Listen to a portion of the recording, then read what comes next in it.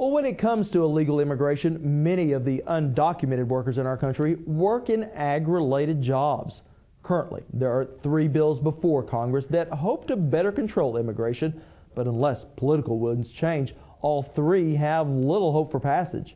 As we found out earlier this year, those we depend upon for our food depend upon foreign workers to produce it.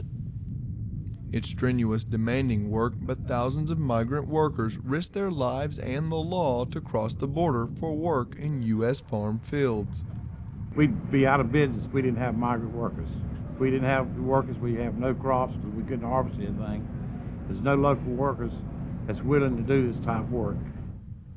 Government and industry estimates suggest 50 to 85% of the farm workforce is here legally. That's why federal lawmakers introduced legislation that would give amnesty to almost 1 million immigrant workers and their families. If we're going to have agriculture in America, we need to have a program that works. Congressman Chris Cannon is part of a bipartisan group of lawmakers that introduced legislation that would give qualified illegal workers a one-time chance to become legal. You know, America is the land of opportunity. A lot of the people who oppose immigration somehow think that people don't get that.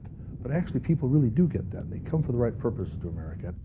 But in the first major vote on immigration policy in a decade, the measure fell short by 7 votes. Narrowness that gives supporters hope future legislation will help immigrant workers become legal workers. Well, according to Steve Gillen, a historian and dean of the Honors College at the University of Oklahoma, since the passage of the Immigration and Naturalization Act 4 decades ago, the U.S. has added about 40 million immigrants to our population.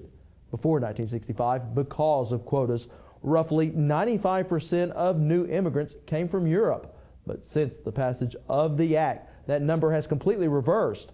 Third world countries now make up 95% of all immigration into the United States.